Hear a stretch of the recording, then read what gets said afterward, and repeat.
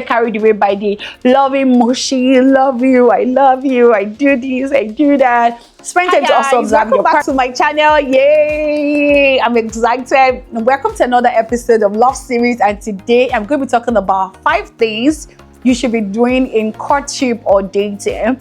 So I believe there's some actually call it courting, some call it dating, but whatever you want to call it, it's up to you, right? The most important thing is that both of you have agreed to come into relationship. And at this point, I'm also going to say that don't assume any relationship. Make sure there's a definite date. Let it be that the boy or the man or the guy actually asks you out in a clear statement stating these and these and this. Don't assume, right? And also on the part of the guy, let it be that the lady actually said yes. Don't also assume, because I've had it in the past of stories that actually touch where the guy or the lady is actually assuming. They said I thought something was going on, so I thought we're being in a relationship, and the guy or the lady is wondering when, how, so whatever is going on between you and a guy, and you feel like this is actually out of the normal scope of friendship, you want to sit both of you down and said, can we define what is going on between us? It's so important that you define every relationship. I have had to do that before I got married. When I had friends that were very close, and I'm like, this closeness is not normal. This closeness, like this guy is calling you every day, both of you are calling each other every day, or both of you are exchanging gifts, or you are, there's a way you just know when it's no longer friendship, it's getting into something deeper. And I feel like at that point, you need to swallow up your pride and save yourself of heartbreak by calling the person down, which is a guy or a girl, whatever the case may be, and say, we need to define what is going on. And that's why I would say that before any courtship or dating start, make sure there's a definite day or a month or a particular day, even if you have a time or a picture, where he asked you out or you said yes. Don't assume. Please don't assume. That can actually lead to heartbreak. Don't assume. All right, so let's talk about 5 things that I figure out that you should be doing in your courtship or your dating, during your dating period. Number 1 is, this is time to actually have honest conversation. So people will always say that when you are not talking, you definitely be touching. I don't think like you should actually touch, but what I want you to do most importantly is talk. In fact, no touching. No touching.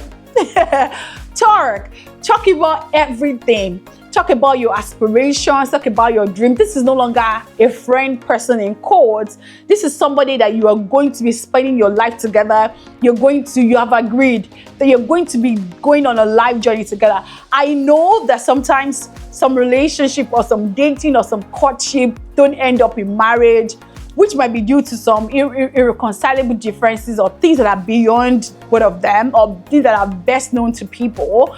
But yes, you still have to be 100% transparent to the degree that you feel like the person can actually take it. And that's how I would say that don't rush things. Let things, move forward, move on gradually, build on things together, do things together, have honest conversation, talk about your faith in details. Like everything you talk about in friendship, you want to be more detailed about it. Have honest conversation. Don't be ashamed of your partner. I mean, you must have gone through all of the scenes before you said yes. So now that this is a serious business, you need to know. And I feel like it is even during those honest conversations that you can even know if the person is not going to be, the person you're going to eventually settle down with. So have honest conversation. So I wrote here that talk openly about your values, about your expectations in life, what you're looking for, the kind of family you want, your faith, your relationship with God, why you're doing everything that you're doing, even your fears and your aspirations, your life goal. I wrote here that courtship is the time to truly understand each other, not romance. You get what I mean? All right. So number 2 thing that I think that you should also be talking about and you should be doing in courtship is discuss money and financial habits. I'm going to say this again and again, that money is very important in courtship, in marriage. Money is very important. Like you're going to buy stuff, right? Even from when you're courting, right? The guy is going to take you out. You're going to buy gifts for yourself. You're going to be, you are going to be very soon getting married, and you're going to need money to buy all the beautiful stuff. And after wedding, you obviously need money to settle down your house. Everything you see, money is very important. So I say talk about your spending habits, savings, debt, financial goal. Money is such a big thing that causes conflict in every relationship. One of the things I think I will openly say is that I remember when I met my husband, when we were courting, I'm not like the saving kind of person. Not like I don't save, but maybe I don't really like, I just treat money as a resources that you just, when you have it, you spend it. I would say that I practically learned how to, save, more financial lessons for my husband during courtship. And he also learned how to spend money more because he doesn't spend money. He's always keeping it. And I'm like, guy, enjoy your life. So you just have to balance it because money is very important. Money is very important in marriage. So I would say myself and my husband we also set our financial goals, like this is how much we want to have at the beginning of this year, by the end of this year, this is how much we need to save. We'll set different financial goals for ourselves, and we still do even our marriage and said, okay, this is how much we should have in our accounts, this is what we are planning to have by the end of the year and all of that. So yes, money discussion is very, very important.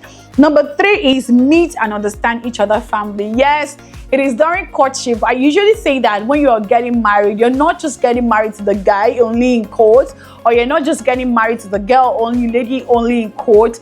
You're also getting married to their family. Every baggages or every gift and baggages around them, you obviously need to also take in. So this is a time for you to meet and understand each family members, the ones that are very important, that whatever they're saying, place priority in your family. You need to learn.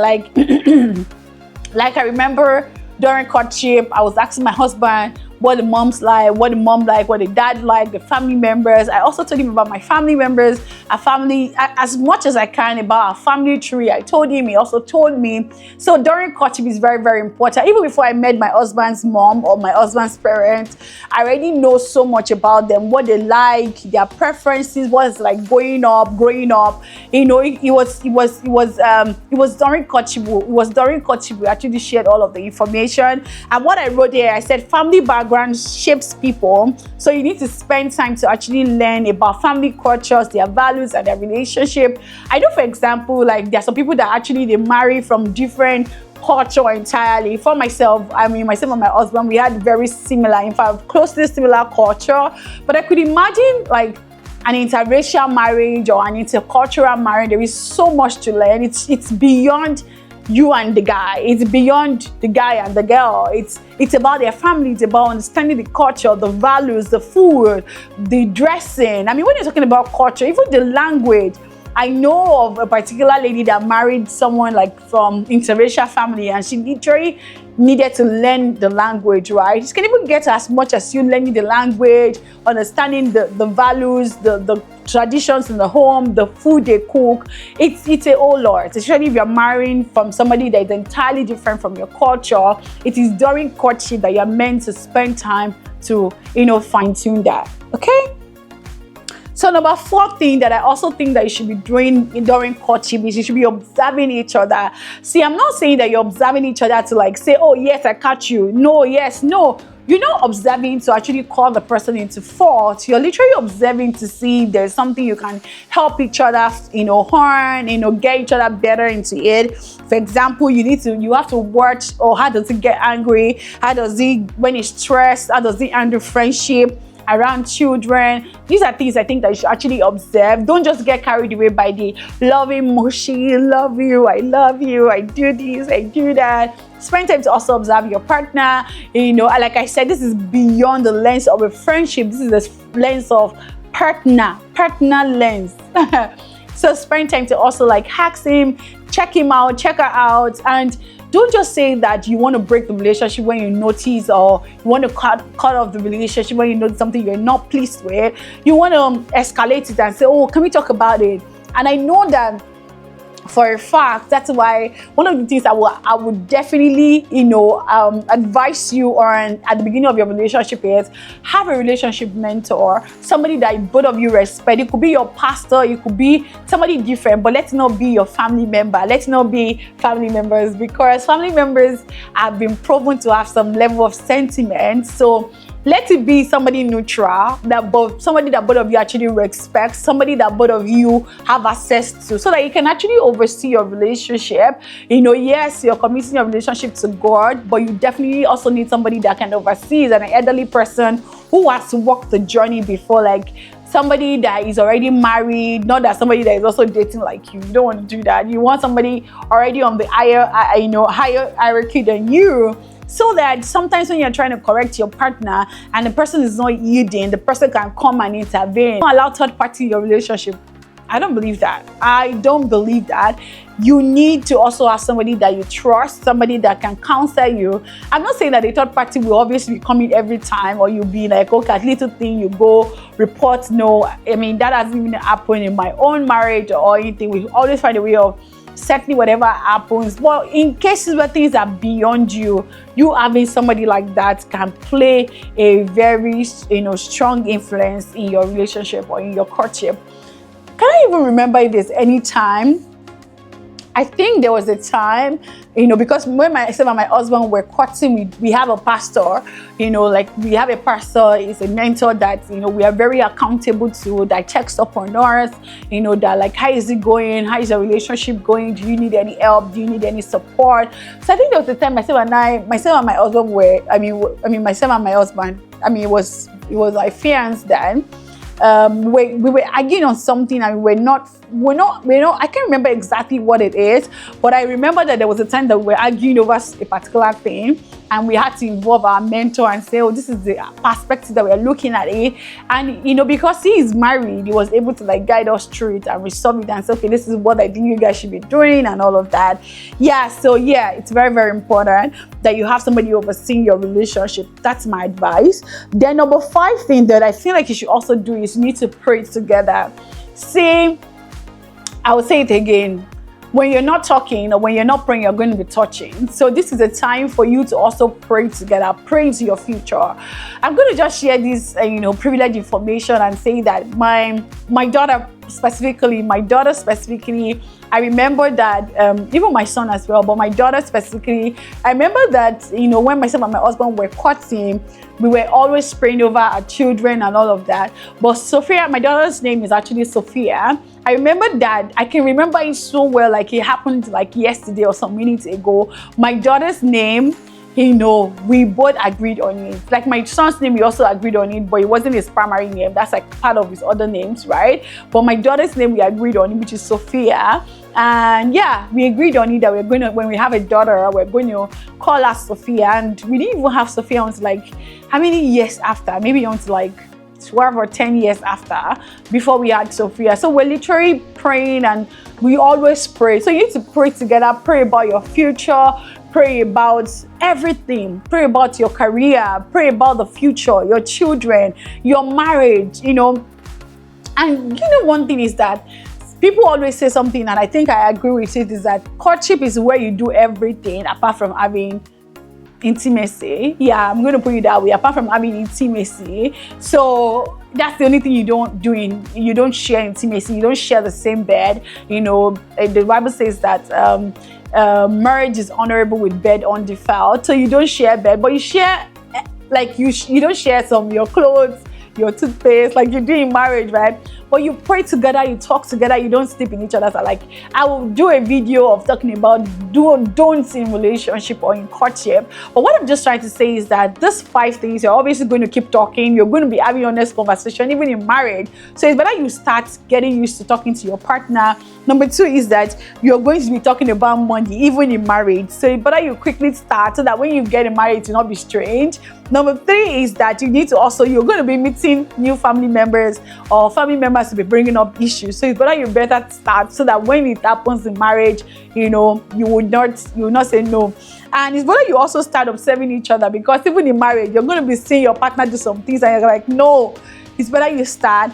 And you're obviously going to keep praying for yourself. So if you don't learn how to pray as a damn, you're obviously not going to know how to pray by the time you get into marriage. So courtship or dating is that period that I feel that it's more courtship for me than dating, because dating sounds like you're testing, you're still testing. Why courtship means that you're focused on one person and one person only. So I would just say that those are the few points that I have, and I would summarize it that most importantly, my recommendation is that have somebody that oversees your relationship, your courtship, but most importantly, let it not be a family member. Let it not be. I know some people, dynamism can allow their family member, but in general, I would not recommend a family member, because family member always have sentiments and all of that. Family member, right? They like you, they love you, that they want to be at your back, And most importantly, I would say that conclusively, and say that courtship is very beautiful, and don't feel bad if your courtship also has to end. Yet people always say that, oh, if I don't marry that guy, that's the end of it. Or if I don't marry the lady, no, that's not the end of it. There are some things that you can see in courtship that you feel like, no, this is not the guy. Yeah, I need to be very certain about that. I need to let you know that. But the fact that you started courting does not mean that 100% you have to go to the altar, or you have to go to the altar or get married. There are times that some of the things that you are seeing, maybe when you started talking, you feel like you're not that aligned as you thought. Or maybe let's say when you started talking about money, the person view about money, your money is your money, our money, and all of that. Or maybe you notice that the family members are not in line, they are just so problematic, you don't think you can deal with them. So what I'm just trying to say is that as much as I am very particular about this is your courtship should end up in marriage, I need to tell you that there are times that when you start this thing, some of the things you see, you might not be comfortable with it, and it's okay to amicably resolve it. And that's why I said when you have a mentor, there are times that I have seen in the past that a particular mentor had to dissolve a relationship, because things were not in line as it thought. All right, so I hope this video has really helped one or two persons out there, and I wish you all the best in your relationship. And the next thing I'm going to be talking about is things that you should not do in courtship. Okay, things that you should not do in courtship. All right, see you guys later. Bye.